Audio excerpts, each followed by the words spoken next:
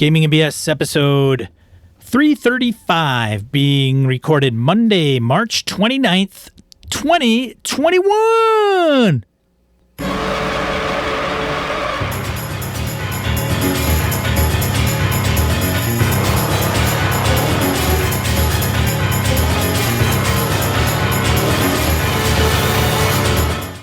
Welcome to Gaming and BS, a tabletop RPG podcast. I'm Sean. And I'm Brett. Welcome to the show, folks. Welcome back. Glad everybody's on board. Sean, how the hell are you, man? I'm doing fantastic, Brett. How are you? Not too bad. How's the gaming since we last talked? Anything good? Anything at all? I ran Alice is Missing. Oh, yeah, you did. Saturday. How'd it go? The game went well. Perfect. We had a couple of people that streamed that took a little while to set up. And the setup for the game took a little longer than I anticipated. But the game itself, I think, went very well. It was a by request game, too, so it's not like the people... I'm saying is the folks who got a hold of you said, hey, they really wanted you to run the game, which is pretty cool. Right. Right. So you had the buy-in of people who wanted to play, which is great. Yes. So then if it takes a little bit longer to set it up, whatever, everybody's like invested right out of the gate. So that's pretty cool. Anything else, man, or just that one? Then I played Delta Green Tuesday. Oh, how'd that go? You 17, still in the 1700s? 1745, Darien, Georgia. Okay.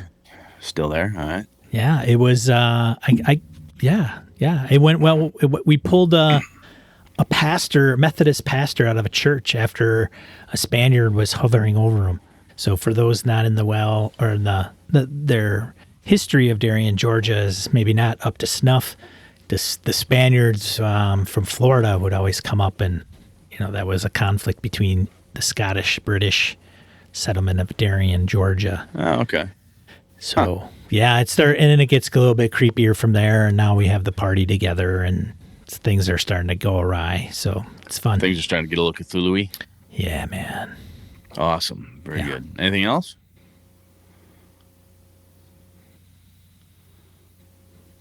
No.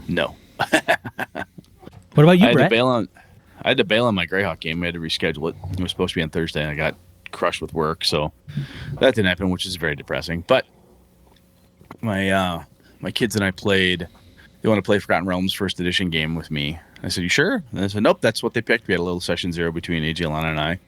We made characters after school one day during the week, and then everything came together, and I ran a little intro story for them this last Sunday.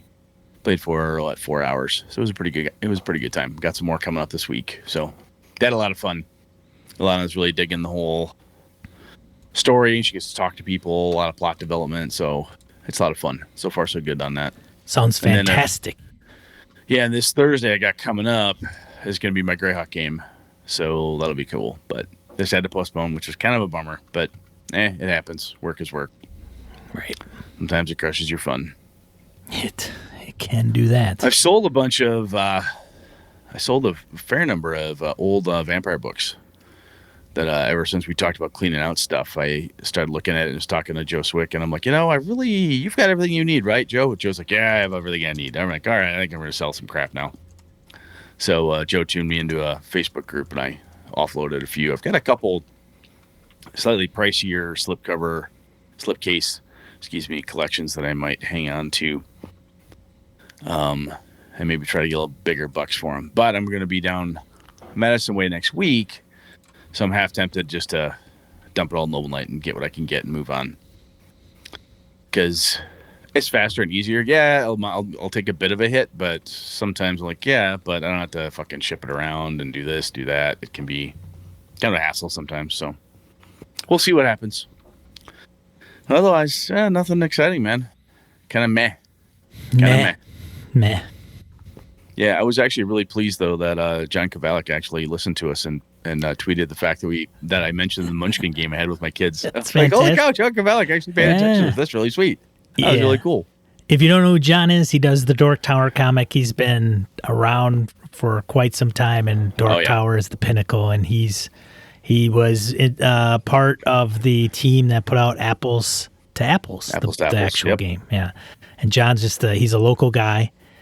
Local Madison, not local crazy, but Yeah. He's not loco. Well, a little bit. If you've met John, John's fun. Yeah, he is. And he's a really good we guy. bumped into John a couple times at GameholeCon. He stopped by our Gaming BS booth 2 years ago, and we shot the shit with him for a little bit. And I had mentioned that I was following him because he and his kids were getting in Taekwondo, and I have a black belt in Taekwondo, so we talked martial arts together. And he picked up one of our cards and said, maybe I'll listen to you guys. I'm like, John Kovaleck's not going to listen to us. Oh, lo and behold, at least he picked up one. That was really nice. Really kind of cool to hear fantastic, man. Shout out to John. So check out Dork yeah, Tower. Absolutely. And, if you're not reading Dork Tower and following him on Twitter, he's fun.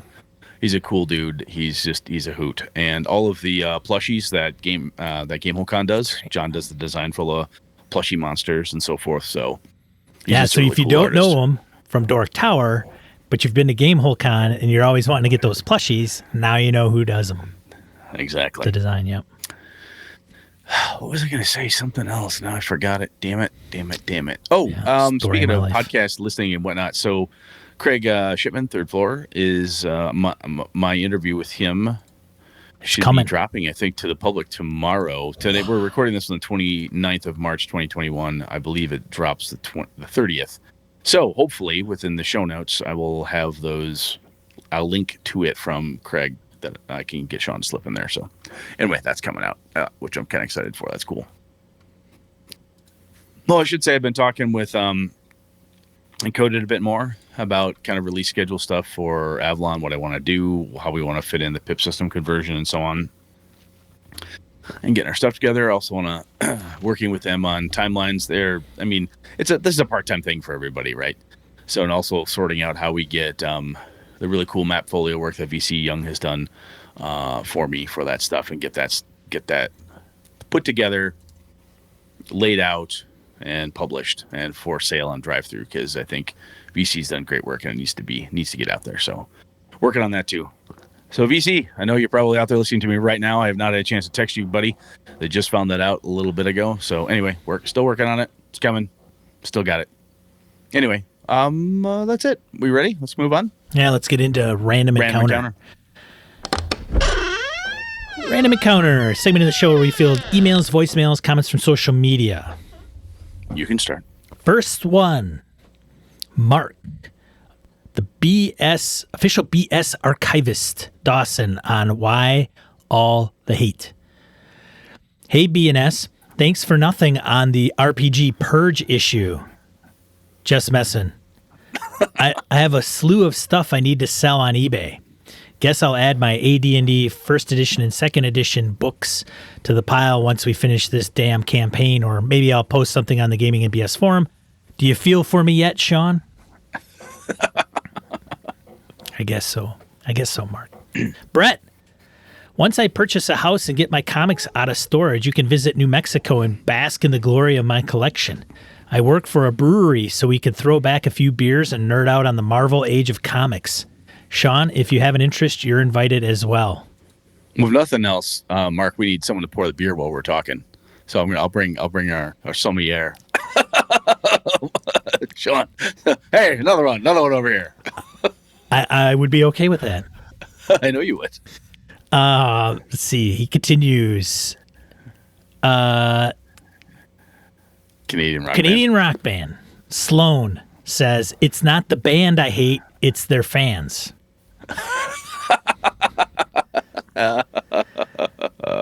Sean, I didn't really hear many complaints about the 5e system in this episode, but it was more about the race options available in 5e.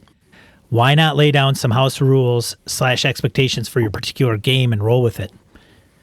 I completely understand if you're feeling burned out with 5e and want to spend time with some other systems, but based on my observation, you didn't voice any specific beef with the 5e rules.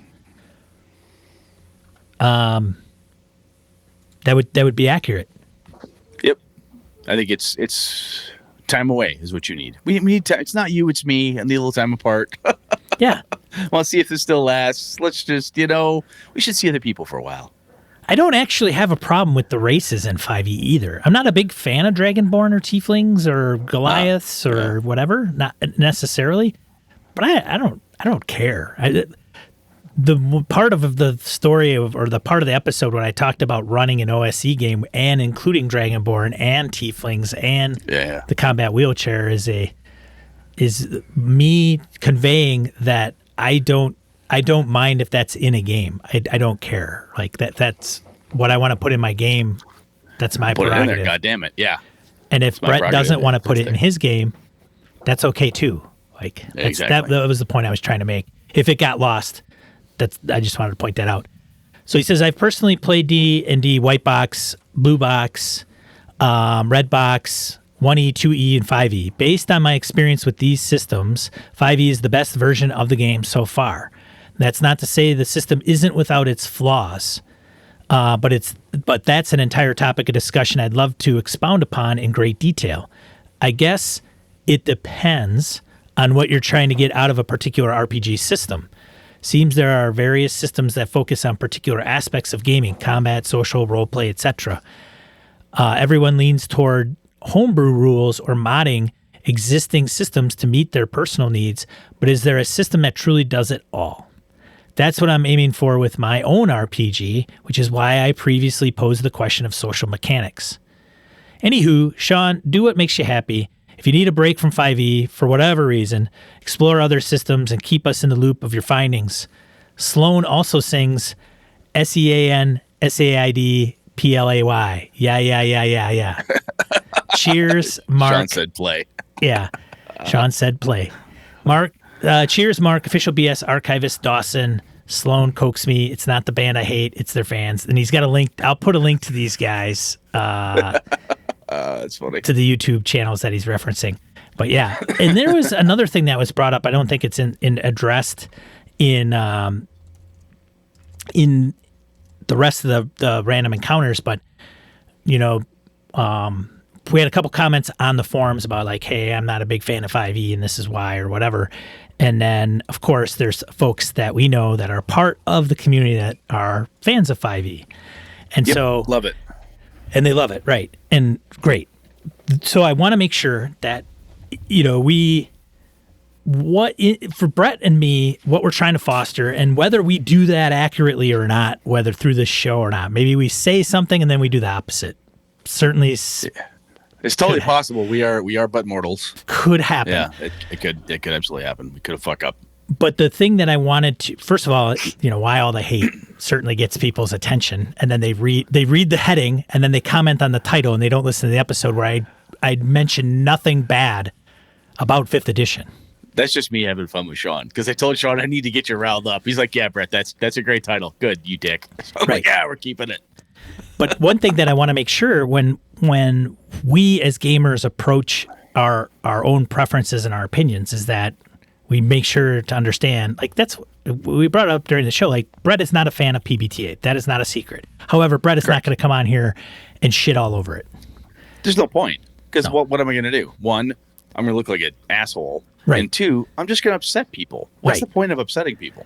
So you can, my point is, I'd rather upset bad people instead of gamers, right? Let's upset Nazis, people that we hate. Let's upset that.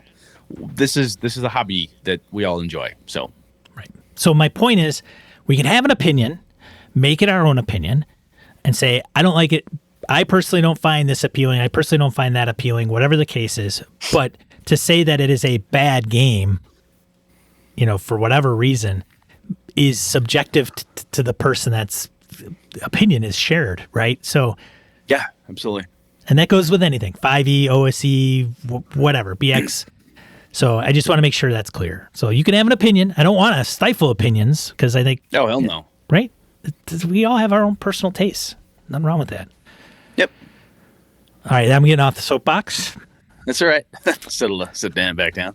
So, all right. So next up is Harrigan. He writes on RPGs that influenced his play. Late coming with this, so we'll keep it brief. RPGs that RPGs that changed my play. I'm combining lines and stuff here.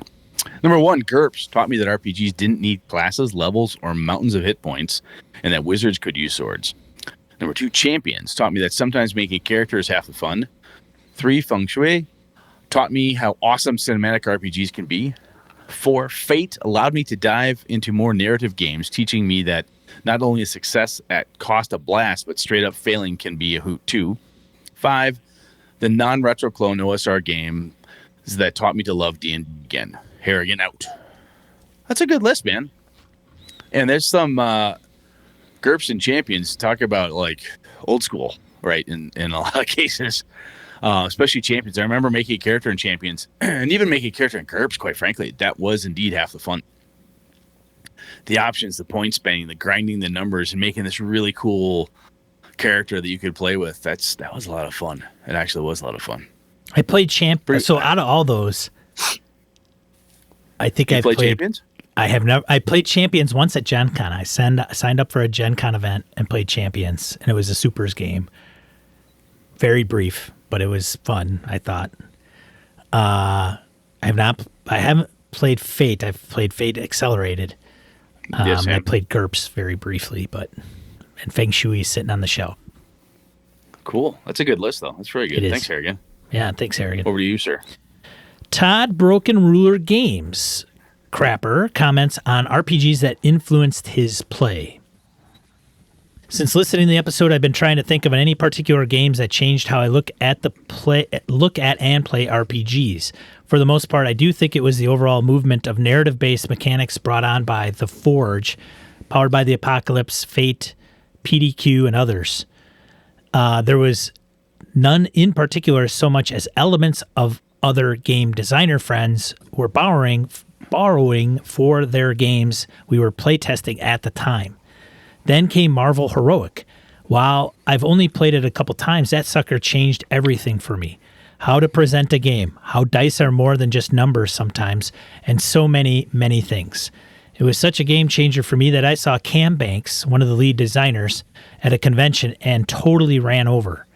Interrupted his conversation with other people and shook his hand to thank him for making it. It completely changed how I look at game design by thinking outside the box while I pressed up against it. Very nice. I wanted to share Todd's specifically because he's a game designer. Yes. And so his perspective is the same as us, but probably a little bit different for what he incorporates into his own games and Correct. Why. Yeah. Yep. What's actually interesting is that when you read perspectives from designers and stuff, a lot of us are designing stuff. We're doing design work. When you design an encounter, game designers design encounters. When you're building a world, game designers also build worlds. So sometimes there is a game designer speaks, and they're published, therefore they've got more weight or whatever. Yes and no in some points, but you get a guy like Todd, and he's like, "Look, hey man, this was really cool. This helped change my perspective, and so forth." The cool thing now is that he has a body of work that you can look at and say, "Oh, I like what he does. Where did he get some of that? Aha! Here's some cool things. I'll bet you." If I were to grab Marvel Heroic and see some of the things that he points out there, I bet you I could sniff out bits and pieces of that in the stuff that Todd likes to do, which is kind of cool. Sometimes going back to the core of a thing and seeing what's in there, and maybe something I might read it and find a nugget and go, "Boy, I wonder if Todd even remembers this piece or whatever." So that's good stuff. I like this. Thank you, Todd. That was really cool. Yeah, thanks, Todd. We good, man? We're good. Thanks to everybody that's written in. We appreciate it. Absolutely. Let's get to the main topic. Mm-hmm.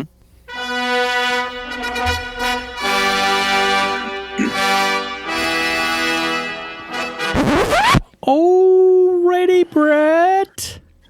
Well, Sean doesn't want to talk about D&D. He told me, "Man, we're talking about D&D a lot." I said, "We do. It's like the big thing, man." And it's also, I've gotten flack about this before, but sometimes D&D is a great common ground for a lot of gamers. Most people that I and Sean encounter have had at least passing knowledge or understand it. However, I figured I'm going to pick a system he doesn't know shit about, and I'm going to lay out some things I know, let Sean grill me a little bit, and we'll see what happens. So I want to talk about the World of Darkness.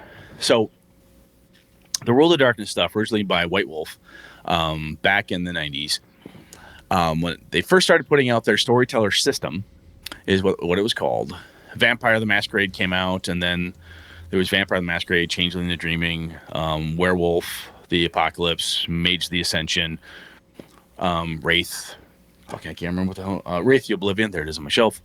And yeah, then Tim wanted you to say Wraith for sure.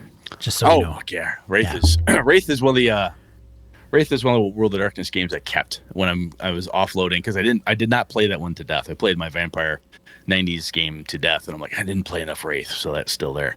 I still have that wonderful big anniversary book that Dave Beatty grabbed for me, which I bought off of him.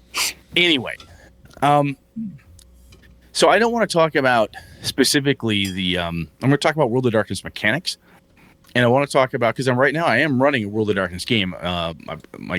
The title of the game is Access Mundi. I've talked about it a bit on the show. It's a weird ass premise to the game, but one of the reasons I chose the World of Darkness system was because, one, it was something my crew and I are very familiar with, and two, the World of Darkness put out by I think Onyx Path. If you go out to drive through, you'll see lots of different stuff in the World of Darkness. There's World of Darkness, New World of Darkness stuff. There is Chronicles of Darkness, and so on. There's a lot of different hairs to split, and so on. But what I want to talk about is the World of Darkness. White Wolf put this out, and then eventually Onyx Path took it over. And I don't want blah. There's so much weird drama bullshit around who owns what. I just want to talk about the World of Darkness itself. So, Sean, when I say, hey, World of Darkness, what does that mean to you? Do you think of it as like it's tied to one of the other, like it's a vampire, werewolf, blah, blah, blah? Or what does that mean to you when you hear World of Darkness stuff? Yeah, to me, it's an amalgamation of those products like vampire, mage, werewolf. I don't know much about the setting, but from them having been around for a little while, I can envision parts of the setting, whether that my vision is accurate or not. Got it. But yeah, that's a setting, but then the system, and many of those games have a similar system, if not the exact same system, but just the flavor or what your objectives are as characters in that game may change. So in the original World of Darkness stuff, Vampire the Masquerade and Werewolf and all that, the core pieces were very similar. And by that I mean, mechanically speaking, it's a D10 die pool, right? So if you want to accomplish something, you have attributes, abilities, backgrounds, advantages, disciplines, powers, whatever that might be. So I might tell you, hey, I want to figure out this computer thing. Well, give me an intelligence plus computers roll. You're in a fight, give me a dex plus melee, or athletics, or brawl, strength plus dodge. And then you'd roll the d10s. In the original system, you'd have a target number, somewhere basically between 1 and 10. Pick a number, and that was, you'd roll this handful of d10s. However, when you hit the target or above was a success. Ones were failures, would erase basically your successes. Tens could explode potentially. This was the first time I'd ever encountered exploding dice. Like, ooh, I rolled a 10 again. Oh, this is cool, And it also had some interesting pieces where almost, should not say almost, but it had things like virtues, vices, self-control, courage. It had some morality components to it. And then it also connected you to humanity, much like Call of Cthulhu has sanity. So depending on the system you had, you could have humanity for your vampire character or banality for your changeling character, which are fae and so on. But one of the problems that they had was ostensibly, you should have been able to play all of those original games together. Kinda, sorta. Right? Because in the mage world, you had the way the magic worked and different charts and so on, and different components. The character sheets were different enough, and there were nuancy mechanics. It really didn't meld up really well. So when the newer version came out, Vampire the Requiem, Changeling the Lost, they redid this stuff, right? And then that's when they put out the World of Darkness core book by itself, right? And where they said, hey, this is the mechanics. This is like the basic role playing. This is like the GURPS version that all of our game systems tie into, right? So that was pretty cool, because for a lot of us, in my group anyway, and other people I talked to, like, oh, thank God. Now if I want to run all these different components, demons, undead, magic users, crazy wizards, hedges, but whatever you want to do, they're all using the same system. Again, it was a D10 die mechanic, a die pool. One of the things that they did was they changed up how you did some of the successes. instead of a random success number to hit on your die pool, it was 8s, 9s, and 10s. You could have 10s explode, 1s would still cancel stuff. You could end up with a botch, which you had back in the old system too, where if you fucked up too bad on your dice, horrible things could happen, really cool things could happen with really huge successes. But the cool thing that it did, for my group anyway, was that the World of Darkness, the core system, became a, when you read the book, it had enough flavor and text to it. It is a standalone modern horror role-playing system, right? So if you want to tell my friends and I often use it for cryptid. We call them cryptid games, where like you're in a modern setting. My friends at Wausau, Wisconsin, it was originally called Big Bull Falls. So we'll run Big Bull Falls games where we take a piece of our hometown and we twist it a bit. We call it Big Bull Falls. And then there's like a fake creature we have to interact with, or some other critter. We've actually done hodags, right? Because we're Wisconsin boys. So those cryptids work really well in the system, because it has that feeling like you should be able to investigate stuff, figure things out. You have it's wide open in that space. So I guess where I'm going for here, Sean, is that the core system itself, if you break it down into what would I use it for, I could use it for a lot of stuff, but it is a modern horror role-playing game engine is how I see it. At least that's how it's built, and that's how I look at it. It has morality, which is similar to sanity in a way, or how your character breaks down by experiencing horrible things or whatever the case is. Has merits and flaws, which is another throwback to the old days, where you can say, hey, I have eidetic memory. I have a bad eye. I have bad eyes. I have, I'm addicted, and so on. You also have concepts, virtues, vices. Like you could say, hey, I'm a giver, or I'm an angry person, or whatever. There's all these different options for you to play that stuff. That helps you gain back willpower, which allows you to push your luck and do different things. But a lot of it's the way, like I said, when I look at the game system now, I see it from a tone perspective. It reminds me a lot of Esoterrorists from Gumshoe, or it's something like Fear Itself, again, another Gumshoe type of game by Robin Laws. But it's just this standalone horror type of game system. So does any of that make sense to you? You're kind of staring at me like you're bored. Is that okay, or what am I? So I tell you that, Sean. So what questions do you have for me on that?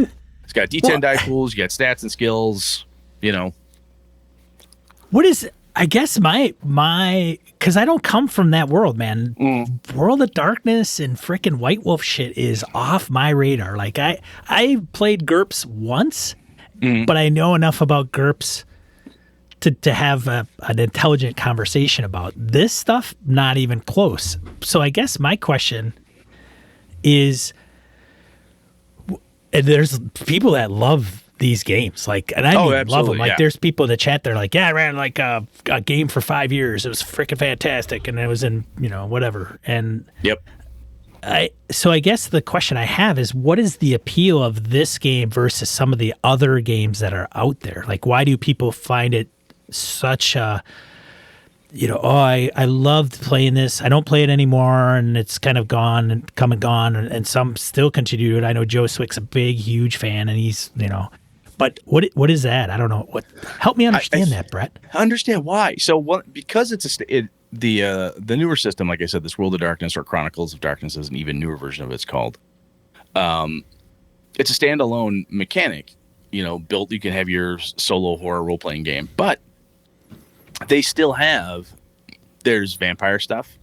There are mages, changelings, all of the stuff you used to have in the original World of Darkness before White Wolf did their thing, ended that world, and kind of rebooted everything, a la Marvel or DC Comics, kind of rebooted the whole thing.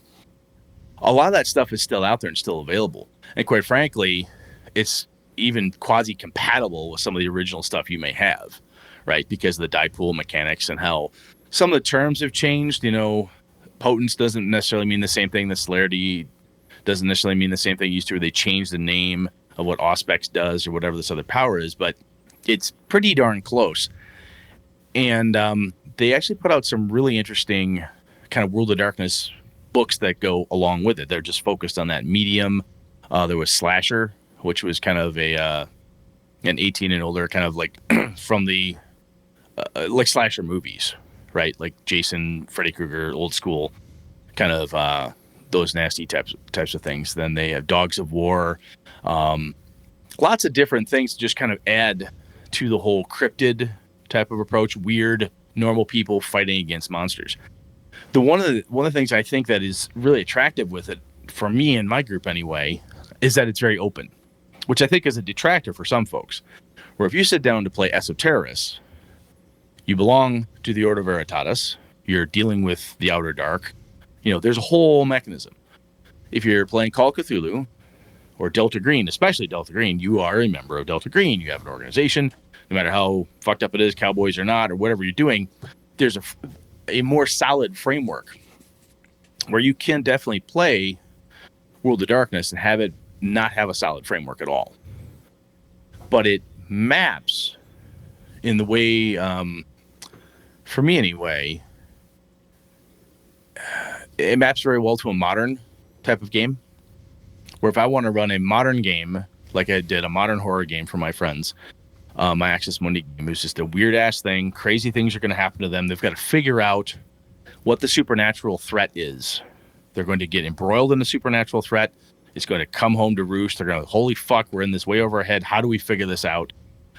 Friends of mine who are big fans of the like X-Files, episodic TV shows like that. I know Monster of the Week is on the game system that does this type of thing well, but it's generic in its scope, right? So I can make it fit a number of different things, but it has the right, for me anyway, has the right amount of flexibility where I could tack something in there. You could run into Chupacabra. Fine, that's weird. Or you could have some bizarre color out of space encounter from Lovecraft. All of that stuff is possible within here. And again, you have the other pieces that Onyx Path or the original White Wolf crew, when they put this new edition out, that they came out with. So there was Hunter the Vigil, where if you wanted to, you pick that sucker up, and I knew a number of people who really love that because it gave you enough information you could hunt the bad guys.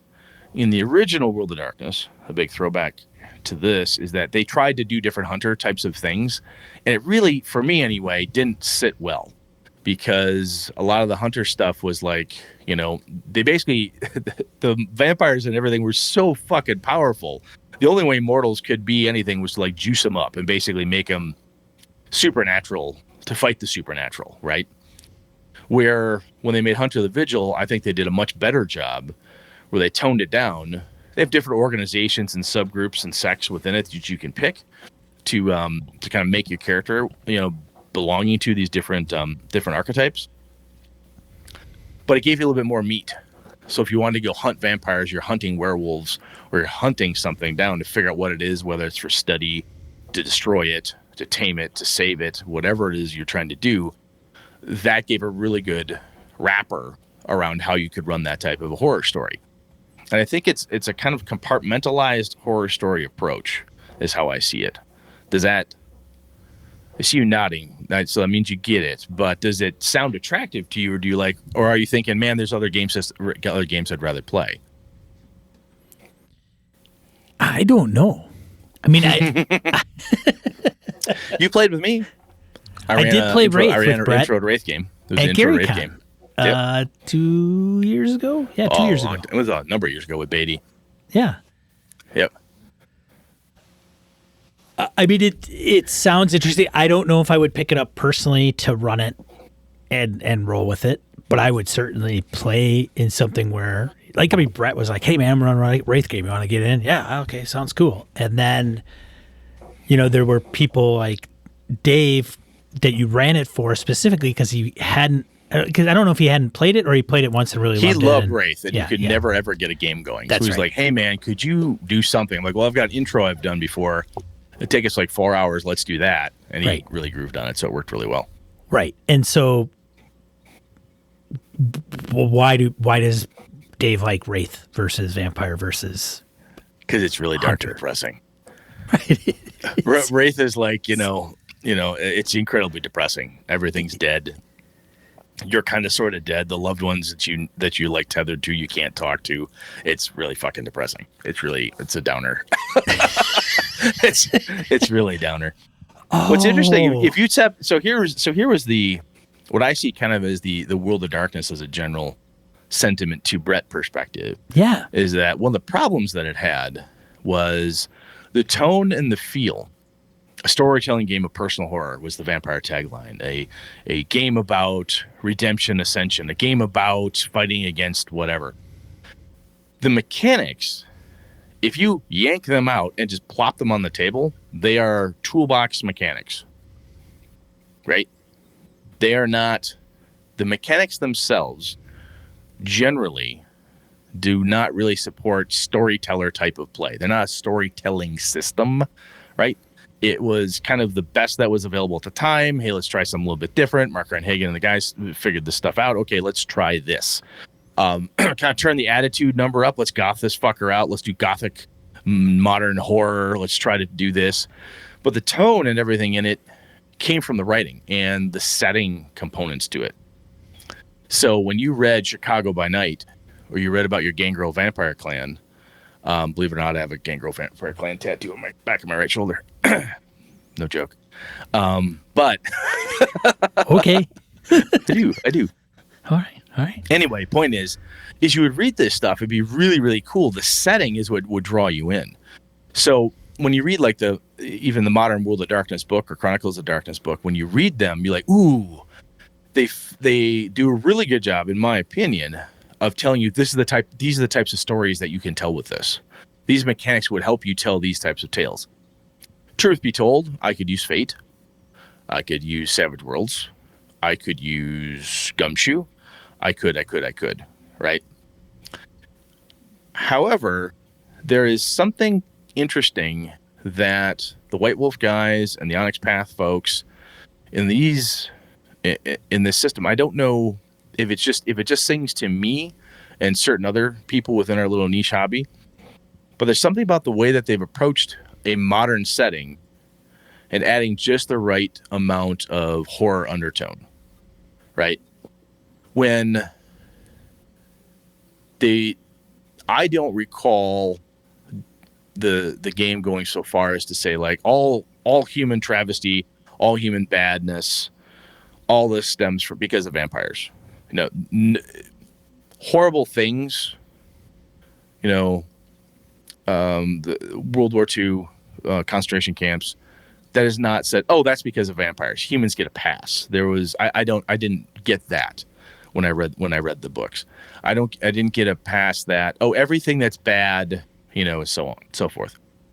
And even in Cthulhu, sometimes you can get a feeling that there's bad things, but all the really bad stuff is because of the mythos, right? Mm-hmm. At least you can get that feeling.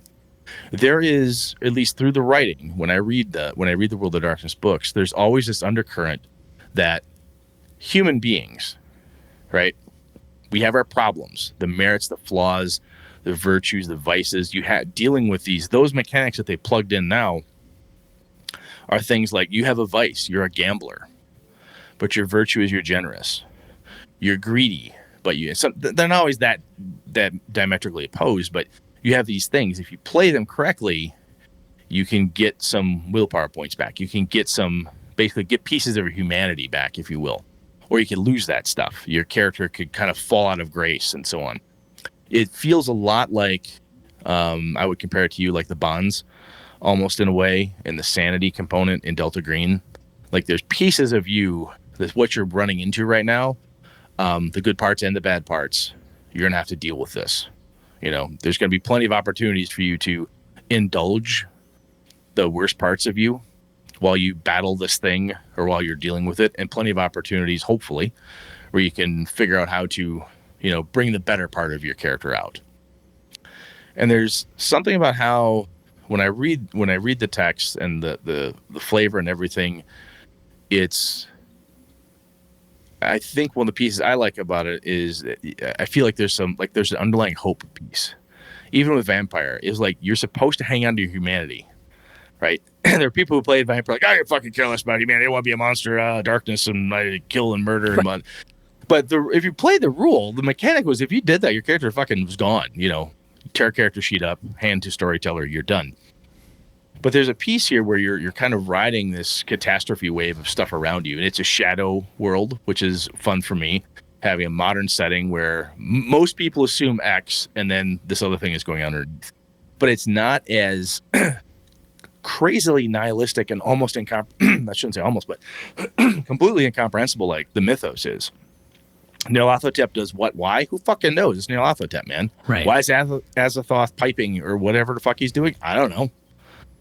No clue. There's an explanation in here.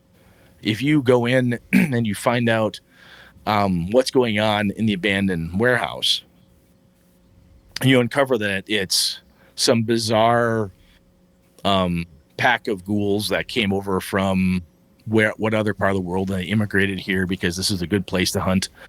You can find out why, and you can figure out what to do about it. It has a more conquerable feel sometimes, to me anyway. And if the world doesn't always have the Cthulhu is going to go pear-shaped perspective, the horror seems more to me relatable for some folks than I think the Cthulhu mythos is. Because again, the mythos piece is so massive, and that huge existential nihilism, that's not always easy to get a hold of in your head. Or, oh yeah, it's a deep one. Okay, it's a big blasphemous froggy fish man. How many sanity did I lose? Now granted, if you're playing Cthulhu that way, you're probably quote unquote doing it wrong, right? You get more fun with it than that. But there's something different about the monster and the cultist in Cthulhu, right? So when you're playing, you meet the cultist, and then they summon the monster. You're like, I gotta defeat the monster. But the cultists are the nastiest fuckers. Those are the poor sons of bitches that got seduced by this thing, right? So in a World of Darkness game, the way my friends and I run it, our setting would be, you're finding out something's happening, homeless people are going missing, quote unquote, no one cares about the homeless. You get embroiled in this somehow, you're figuring it out, and it's this horrible lake monster. You're like, oh my God, it's eating people. You can figure it out. Why is it here? What's it doing? And I can put a stop to it, right? And if you find out there's a group of people that have actually summoned it from some other abode, some other dark realm, and put it here because they're crazy or whatever it is, that's the nasty part. You know, there's the monster, but it's always an attainable reason. I'm totally rambling, dude. You need to stop me. Well, you know, Akadokin put something up, which is interesting. I figured I'd read it because it's fairly elaborate. He says, World of Darkness is our world, but darker. So the horror and subversive nature of the games enabled us to explore a lot of types of stories in a cathartic manner while remaining in a safe place. Our characters were flawed, like we are in real life, but became something more. There was a lot of nuance and depth in the character creation process, and then he felt it went deeper into character creation as a whole person concept than any game before it, which is okay. Okay, all right. It's a bold statement, and I think for myself and my friends, it was definitely true. And I think the having it tied to, like I said, realism in a way, or that connection, right? I feel more connected to that person because of the modern setting and the modern approach of it. I feel more connected to that than I do playing a 1920s investigator in Harlem. I'm not a 1920s person. I have to disassociate myself. And even with D&D, I'm not a Dragonborn paladin, right? Sure. And that's fun. It's fun to pretend to do that and to try to figure out how that would be. But when I want to tell a horror story, which is horror has loss of control, you're worried about your agency. How do I protect the ones I love? How do I protect my own self, my sanity, the neighborhood, all of this stuff? And then having it be something that you grok, like, ooh, I get this. I know some people who were not fond of it because they felt it was too personal of an approach. excuse me. And again, a lot of the approach came from the tone of the settings. If you take the mechanics out and just kind of put them on their side, you're like, oh, I could probably run a fantasy game with this mechanic or whatever it is. Rename this, rename that. Look, it's swords and wizardry. There's stuff you could do with it like that, but the flavor and everything that goes along with it is kind of where the draw comes. I find more people, from me, enjoy reading the books, from my perspective anyway, enjoy reading the books, getting into the scene, right, the tone, and then running the game. I don't know, and I'm sure somebody is out there. I have not met anybody who says those mechanics are fucking flawless. That is the bee's knees. I will never play anything other than that. What they dig is the setting. And a lot of what Akadoken said that you read out loud there is definitely why. They like the merits, they like the flaws. I got some ups, I got some downs. I've got the good parts, the bad parts of my humanity. What am I going to do with that given this situation? You're telling the story about the time that you fought off the vampire, or telling the story of the time that you allowed yourself to become the vampire in order to save the town, or whatever happened. Does that make sense? It does, and it's an interesting dynamic, or appears to be, where I get some folks that won't play modern games because it's too close to home, which is fine, Yeah, some people want a real escape, and what they see as a real escape, however they define it, is, tiefling thief. I don't want to medieval be here. fantasy or whatever, right? Yeah, or Star Wars or whatever. Right. Yeah, and I could see the appeal of just being in a modern game, being able to deal with bigger problems than you might deal with day to day, and being able to impact those because you're the main focus, or that's the deal. Like, that's what you do in this game. Where, in life, I go to work and come home and honestly, I didn't want to dwell a ton on mechanics because it's a D10 die pool mechanic. You normally don't get any more than like 10 dice in your pool. If I've got 5 dice to attack you with and you have a defensive 4, I pull 4 dice out of my pool and I roll the 1. The 1 die to attack you. If I've got... It's very simple. It actually rolls really, really fast, which is the other fun part behind the mechanics, is because you get a good story rolling, and then if you go clunk, you drop in this heavy mechanical system, right? So all that tone and stuff, to me, was the biggest selling point. When I tried to get somebody to play Vampire or World of Darkness game or Wraith or whatever it is I was trying to hook someone in, I would pitch them on the idea. I never got into the mechanics. Like, oh, it's got such super sexy, slick mechanics, man. You'll never... And the reason is because it came down to, what are you trying to do? Well, I got to punch the bad guy. Okay, give me a strength plus brawl. So what is that? Your strength has 1 to 5 points. There's little black dots in your character sheet. Your brawl has 1 to 5 dots.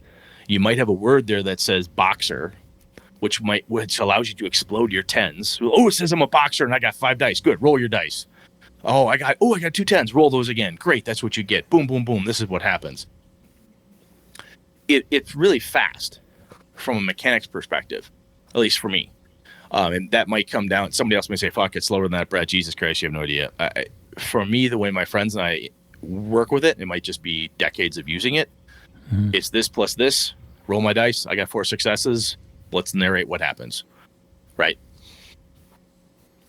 But the tone of the setting, the components of it are what drew more people to it. I knew people who were like, oh, it's a horror game. I don't like that. What kind of horror? Well, it's like Call of Cthulhu, right? It is not like Call of Cthulhu. Excuse me, frog in my throat. It's not. Get some water, dude? I do. I've been chugging that here on the side. It's not Call of Cthulhu, as I already talked about, but it's just because it has that closer to humanity, the closer to real thing, which is why games like Fear Itself and Esoterrorists and Delta Green, I think they're one of the cool things that Delta Green really captures is a similar thing. It's in a nice box to help you deal with the mythos, but it has really good bonds, things that it will erode. You're doing this dark, horrible deed to save humanity, but guess what that does to your family life, right? Right. And generally speaking, horror games, there's catharsis when you win, but it's the win at what cost? Sometimes it's not just, well, Bobby sacrificed himself, saved the town, neat. It's, we all sacrificed our relationships. We've all been fired. One of the favorite things my friends and I do is after the campaign is done, like, what does your character do after this? The story's over, but what the fuck do you go back to? And it ends on like, the sad Hulk music with Banner walking, thumbing a ride down the street, right? It's depressing. And, or that approaching it that way can be depressing. And sometimes it's like, wow, yeah, this poor person's broken. And again, I'm saying that somebody out there's listening going, wow, that's terrible, Brad. I never want to do that. Again, that's just a flavor we add onto it because like, wow, you just did this huge thing to really close the circle. What does your character do after that's done? You finally defeated the vampires in Boston or whatever town you're playing. You finally defeated them. What did you have to do that? Let's see. Well, I got kicked out of the clergy. I I started drinking again. Yay, great. Well, those are all the but I killed the vampires. By God, the vampires are gone. But your character, it's kind of again has a Delta Green type of feel to it.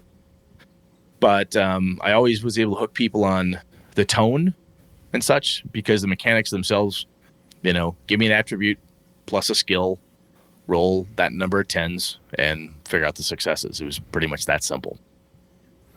Wayne says the World of Darkness was also innovative because it was one of the first games to stress PC background. What were you like before you became the monster/supernatural creature? It used a method called the Prelude, a one-on-one encounter creation session between a PC and the GM. Yeah, the embrace was a big thing for vampire characters. I knew when my friends and I would play for a while, sometimes we would like, let's just get to the game.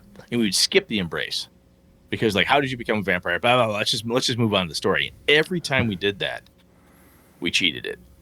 Because when we took the seconds to how did this happen and make everybody tell the story at the table, it was really cool in front of everybody. Like, how did this happen? We have a little back and forth and we just talk about it. And sometimes other players are like, ooh, how about? And I learned how to source the table through doing this by having everybody talk about this stuff and having my crew at the table really picked up on you can chip in to help your partners out, right? Even if you're not part of the action and there's a fight going on the other end of Chicago, everyone felt like it was okay to slide ideas across the table to their friends because they were just trying to help make it more dramatic and so on. And the PC backgrounds were definitely big. I think I talked about that when we talked about games that changed us, right? The fact that people dug into backgrounds and it mattered. Who were you before? And in this kind of basic World of Darkness game, it's like who are you going to become, or what will happen to you as you encounter and get through. And one of the cool things with having the World of Darkness as a core was I would often start games as mortals and like, okay, make up a bunch of mortal characters and we're going to see where this goes. And the players would be like, ooh, what's it going to be? It's going to be a werewolf this time, or are we going to be mages, or ooh, maybe we'll turn into vampires. And then I'd spring some weird ass shit on them, like, oh, hey, guess we're vampires. Oh, we're Sabbath. All right, here we go. We're Sabbath vampires. There we are. Let's go Black Hand all the way, brother. And that was fun. But it was having that backstory was very important and made the characters richer.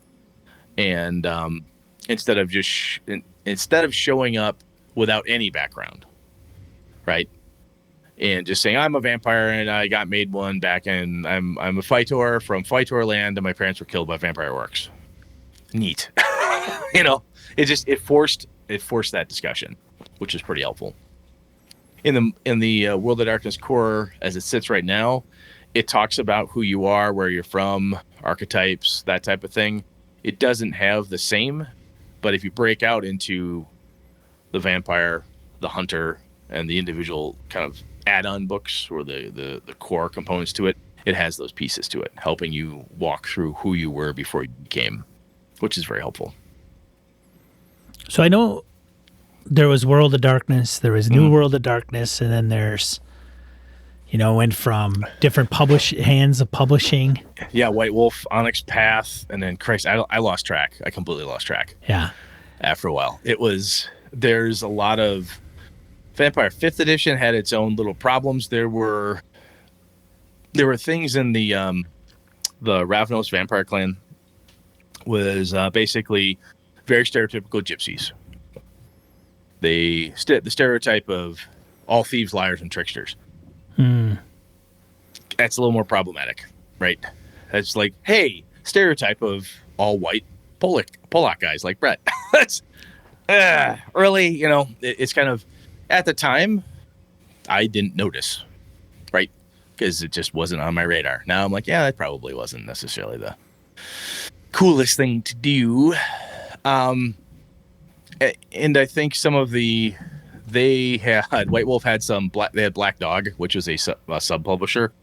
It was like their adults line, which was like more brutal, more charged with violence, sex, and so forth. And they kind of, at certain points, pushed envelopes in different places. Good or bad. Some people really dug that stuff. Some people thought it was over the top and childish. And then as it moved forward, I know Ken Hite was in, I think, the latest edition of Vampire the Masquerade, 5th edition, wherever the hell is out there right now. But I lost track of it. And the reason for me was I played the hell out of Vampire for so long. I don't ever want to run another game where people are vampires again.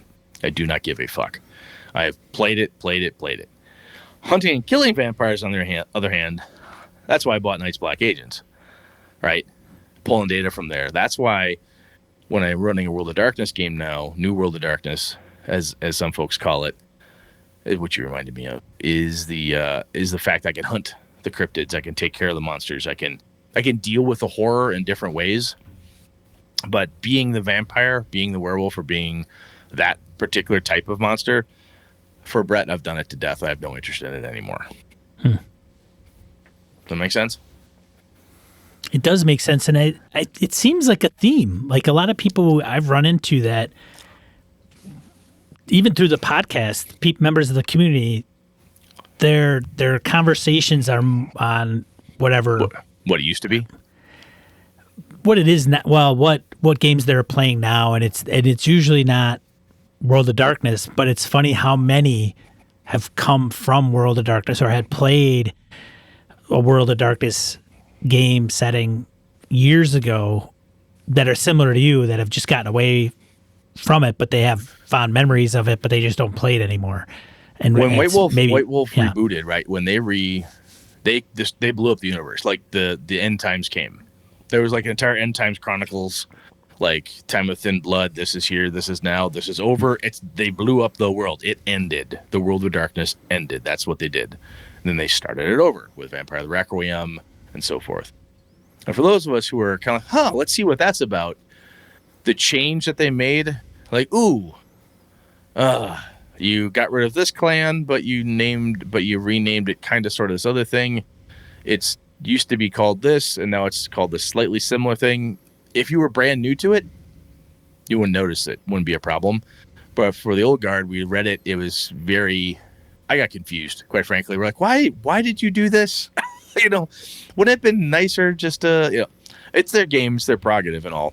But I think a lot of us, at least from my perspective, the folks who started with it in 90, 91 when it came out and we really hit it hard, we got into it. The subculture within the subculture was there.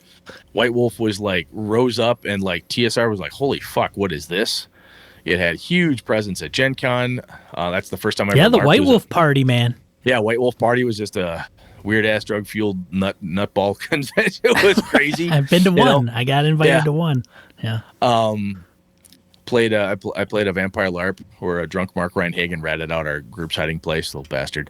But there was the culture they built up around it was so cool. It reminds me very similarly in a way to the Dungeon Crawl Classics crew. The people who love it really, really love it. I think the DCC grouping tends to be a little healthier, in my opinion, than some of the folks I used to run into or bump into at the time. But there was a really cool zeitgeist around it. And then when World of Darkness ended, a lot of us went, all right, let's move on. Because when you're in something so hardcore for a very long time, and much like yourself for D&D and other things, sometimes you're like, let's go play something else. Other stuff's out there. There's some other cool games, other cool ideas. Let's move into something else. So Yeah, there's a lot of. I do not know anyone right now, and I'm sure someone's going to write in and say I am playing. I do not know anyone other than myself who runs any World of Darkness games at all. I know Joe Swick has done a little bit of Vampire as of late, but not regular. The circles I used to run in, I knew of like just 10, 20, 30 different Vampire, Mage, Werewolf combo games, different stuff happening, people I knew. I now know more people who collect the old stuff than play it. I know more people who want to have the complete collection of the original Vampire books, or they want this or they want that, than actually are playing the game. And I must be wrong because the game sells somewhere, but I just don't see it that common. The reason, one, like I said, I wanted to just talk about it because I throw it out there periodically, but talk about why I got hooked in it. And then also, for me, the new World of Darkness stuff makes a really nice, generic, for me, I'm calling it generic toolbox, modern horror with pretty slick mechanics. They're not, I don't think, they're not as kind of clunky as I think they would have been back as they were. Are they as smooth, sexy as some of the other stuff like Delta Green? I think is really, really tight for how everything just seems to really integrate well. I think it's pretty close. It's pretty well made. So apparently Wayne is running a fifth edition Vampire game, and awesome. Now I know somebody. And Akadokin's prepping a Vampire Masquerade 20th anniversary edition. Well, goddamn, now I know two people. Starting in summer. It's a World of Darkness revival. It could be. Now I know two people. Bloody hell. Yeah. I jokingly told my friends, I said, you know what's going to happen? We're going to play all this first edition AD&D, or throw that aside, and I'm going to have to run a Vampire game. And truth be told, I did save all my my Vampire Dark Ages books, my Dark Ages stuff. Dark Ages Inquisition, Vampire, Mage, and Werewolf, because that's coming back at my table. That was a good time. But anyway. I think that I could have quite the experience with World of Darkness. I know Matt McElroy and Monica Valentinelli, and Monica's been a longtime staple in that line. She's written a lot of material for that line and publishers. They're both here in Madison. Yep. And I've run into, go to Gamehole Con, I run into them. I catch up with them. They try to put on a smaller convention, like a game day type of scenario. And we were sitting there and they're talking, and I know they're in, like, Matt runs Flames Rising. I know that's their scene. That's their jam. I think Matt, even works for Onyx, or did at one time, Onyx Path. And I was standing there kind of minding my own business as I was just listening to him talk, and it came up where I'm like, hey, I gotta admit, I've never played a World of Darkness game, and they looked at me like, what the hell? We gotta change that. We're gonna fix that. And yeah, and I think if I can imagine the experience that I would have playing with those those two for sure. And especially Monica running that game. But I haven't talked to him in a while. Maybe at Gamehole Con, I'll bring it up and say, hey, you know what? We should take do that. You up on that. Right. Yeah, I'll tell you, man, when I mentioned the Dungeon Crawl Classics crew, that level of passion, I think, is there. When one of the things that it was really, I felt like I needed to proselytize my game, much like Jen Brinkman does for DCC, right? The DCC Acolyte. Where I'm like, this is really fun. I'm really having a good time with it. And I had not felt that way in a long time. And a lot of it is attitude, energy, and the passion for it, because I like what I was reading. I read it, and it influenced me to, like, I want to know character backgrounds. I want to figure out how people are flawed, but yet still have some cool stuff. I want to figure out how to make this really cool sounding, horror thing kind of creep in and freak them out a little bit, but they've got the ability to fight it if they want to, or they're going to become vampires. How do you deal with that now, guys? There was something about, I wanted to share that with people and have everyone experience it. And it was one of the first places I learned that just, threatening to kill a character is fucking, that's, anybody can do that, right? But when you're playing a vampire game, these fuckers are immortal, effectively immortal. And mages and werewolves, they live for fucking ever. You gotta fuck with these players in different ways, man. Right, this is where I learned to like, oh, how many points of Streetwise did you have? Yeah, you just lost 2. Why? Because you fucked up, man. You turned over on this gang. You're done. Your Streetwise is gone. Oh, yeah, I just spent a point on that. Yeah, you did. It's gone now. Oh shit. Well, I want to learn this. Nope, sorry, can't do that. Or you beat people up, and physically the characters are tough. They're resilient. You hit them, they soak some damage or whatnot.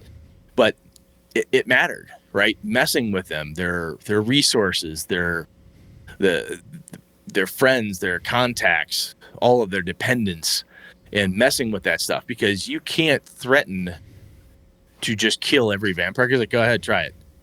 Good luck staking me hard. I can read in the fucking rule book. It's almost impossible to stake a vampire in heart. Good luck, asshole.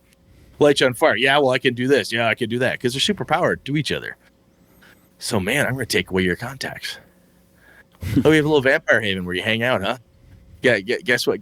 The vampire who you pissed off? Yeah, he, because you don't have anybody in the mayor's office? Yeah, he decided your building's getting bulldozed tomorrow. That's sun up. Good luck with that, buddy. I've done that to people. Just messing with them, right? This whole, and that draws them out like, God damn, who did this to me? Why is this happening? And then they come out and they want to engage. The world is happening. Things are going on. And it was just, I learned so much on how to not just fuck with people for the sake of fucking with them, but get you off your dead ass and engage with the story. There's something going on. You want to sit there and do nothing? Just sit in your little hidey hole haven and fun. That's fine. Pretty soon, where you go to feed those animals, they're all dead. They've been poisoned. This happened. That happened. Something's going on. You have to engage in the world, right? And I learned that through Vampire, because I had to figure out ways to get at these folks. Because after a while, you get a bunch of experience points in a small group of vampires. Fucking hard to stop. Real hard to stop. You can't just keep bringing bigger, badder, tougher vampires to go threaten them. That gets old. It's all politics and maneuvering, that type of stuff. So, yeah, that was the fun, and I wanted to proselytize it. I want to tell everybody I could, like, hey, this is fun. You should try this. It's a different that's a different approach. This is not about killing monsters and taking their stuff. This is a totally different thing.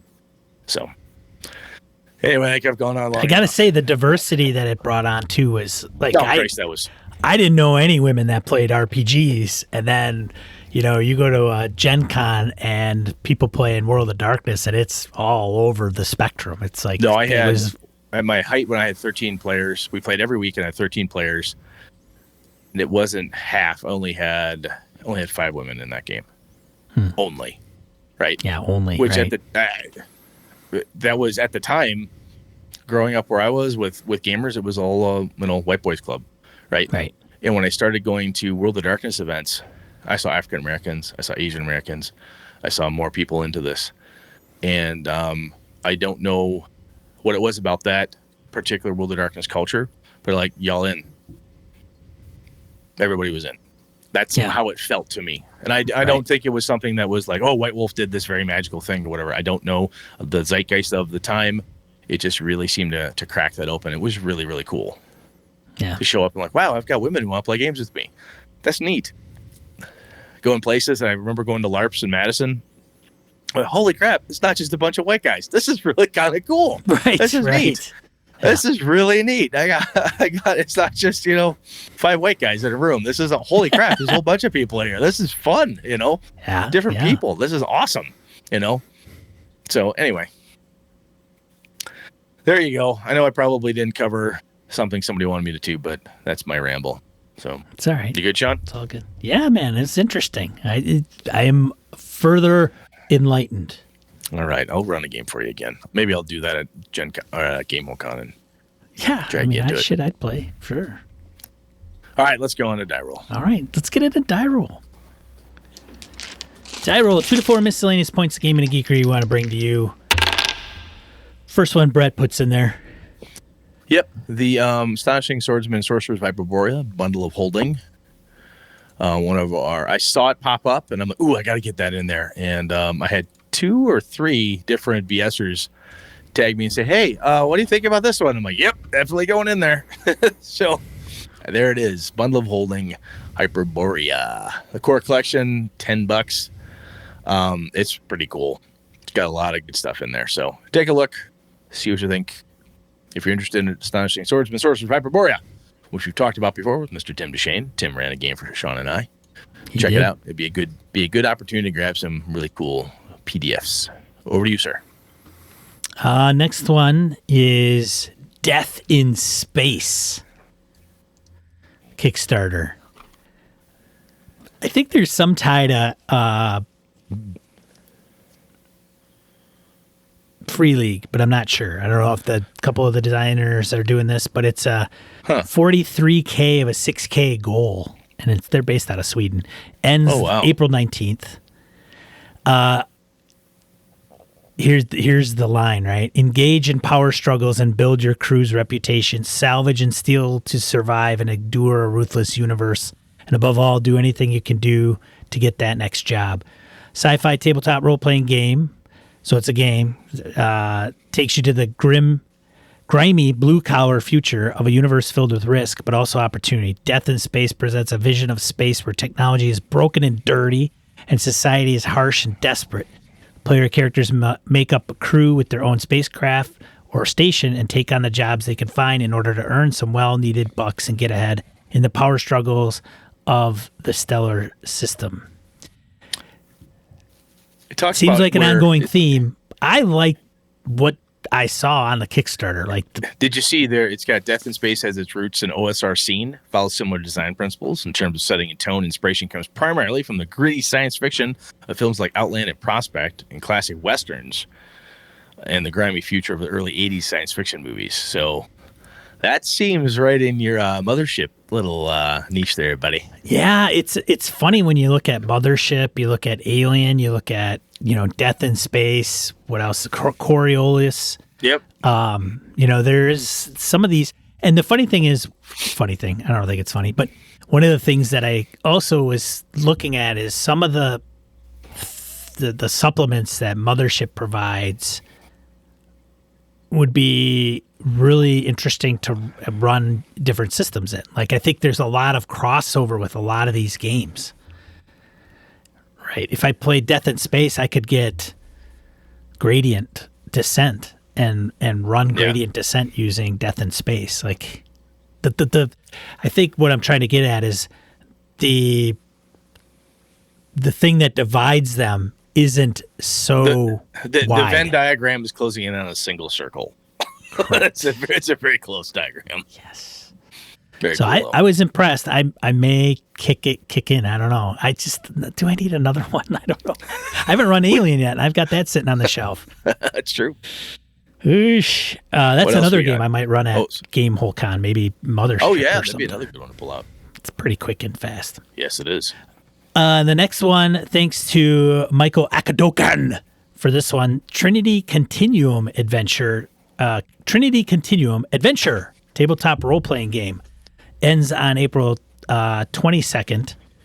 This one is fully funded too. Like, they're kicking it, and I think it's one of the person who did this or is doing this has got some background. I can't remember who it is. But it's another White Wolf. This is basically another homage to White Wolf. This was their Aeon Trinity superhero type of thing. I definitely remember this. Yeah, the Richard Thomas in '86. He was the art director of White Wolf magazine. That's what it was. And so on. So yeah.